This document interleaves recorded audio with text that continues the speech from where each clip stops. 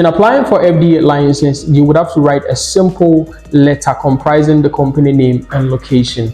Hello, wonderful people. You're welcome back to another video. It's your boy Nick Asa. In today's video, I'm going to walk you through the procedures involved in applying for FDA license for your sachet water if you are in Ghana. And I have a guest here who is going to give us every detail that we need to know. So stay tight and watch video till the end. If you haven't subscribed, do so, like this video and share to as many as you can.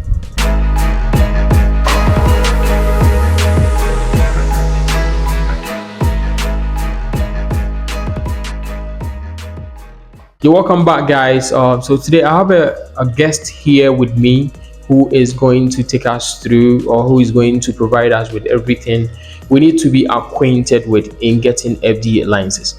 Dennis, you're welcome. Thank you very much for the opportunity.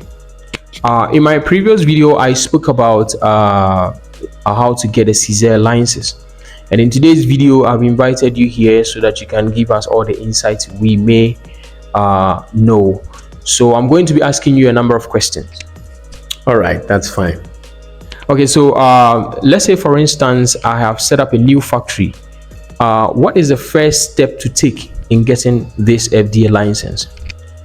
All right, so the first thing you need to do is to walk straight to the FDA office and you speak to any of the customer personnel there, and you tell them that you have a water business and you need a license, and they are going to provide you with some guidelines and then things that you have to do.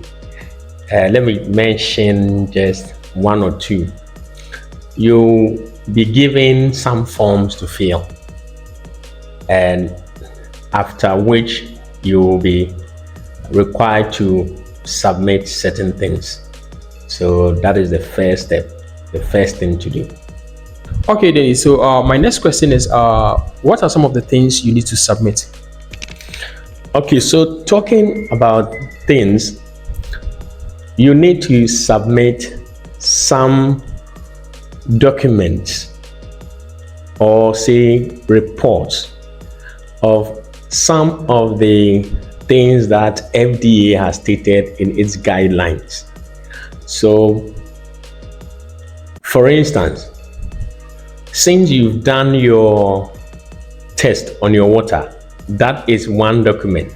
So you need to submit your report on your water.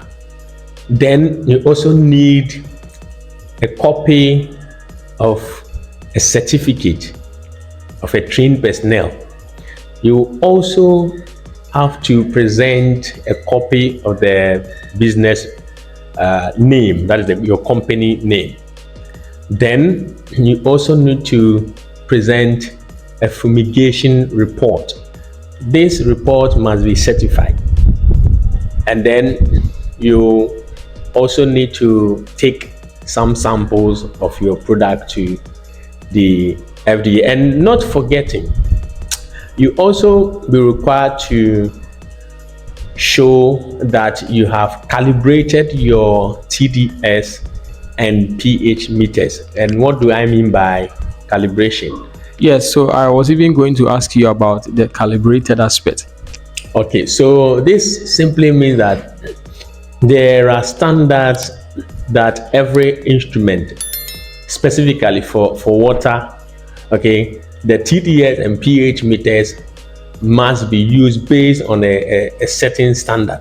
So the calibration simply means that they are using it, they are making sure that the instrument can meet that criteria, that particular standard. And you have reports to show that you have calibrated or your TDS and then pH meters. So that is the calibration. It's like a standard that they are putting your instruments to, so that you will have accurate results.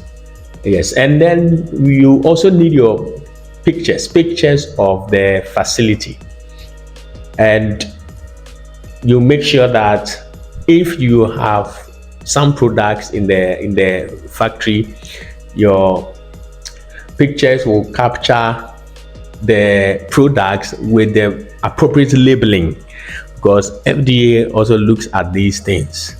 So you make sure that these things are ready, then you attach them to your whichever document you have together with your samples, then you present it to them. Okay, that's very laudable. Do I have to go with? Do I have to carry along my palette, my covering, my crocs, dusters to prove that I indeed have these things?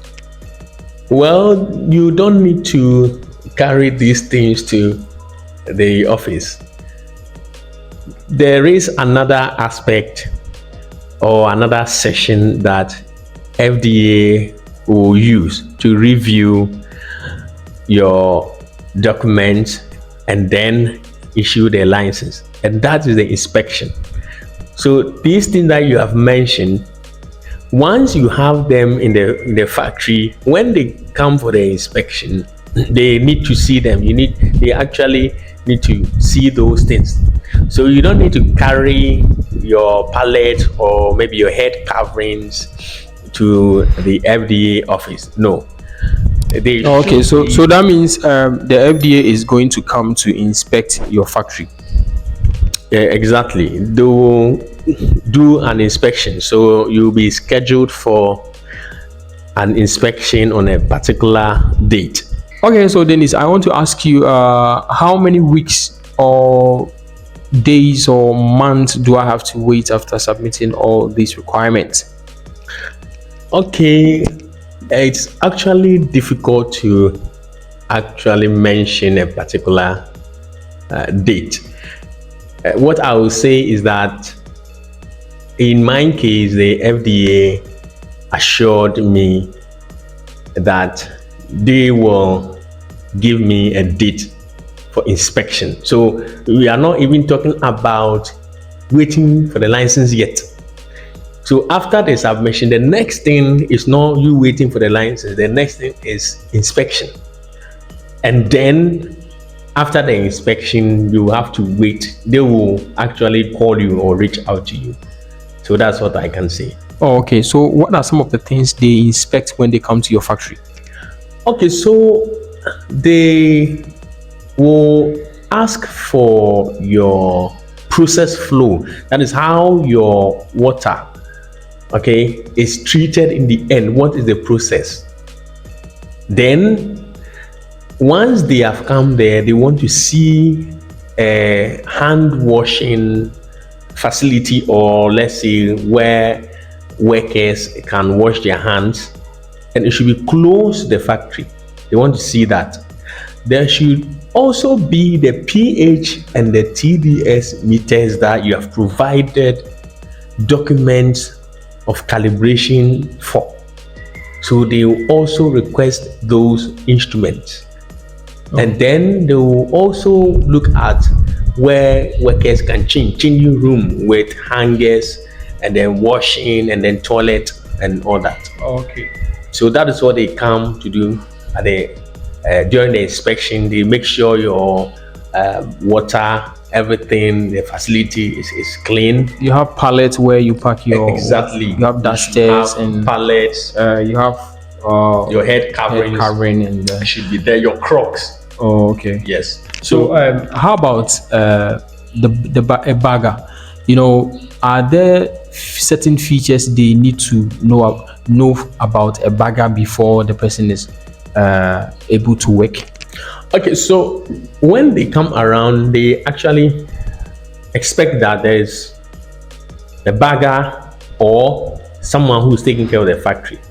For the bagger, what he or she requires is a health certificate showing that he or she has been tested for maybe any disease, sickness, or not necessarily, to see whether the bagger is fit to handle food or maybe to take care of the facility. Oh, okay. Yeah, so that's the only thing. Okay, so I think that's all about the processes, right? Yes, exactly. So now, once you've submitted, once they have come for inspection and everything is okay, then you have to wait and hear from them. Oh, okay. Okay, thank you very much, Dennis, for spending time on my channel. Guys, this is all we have for you for today. If this video has been helpful to you, what are you waiting for? Give it a big thumbs up, share, and continue to subscribe to this channel. Stay tuned for more content like this. See you in another video.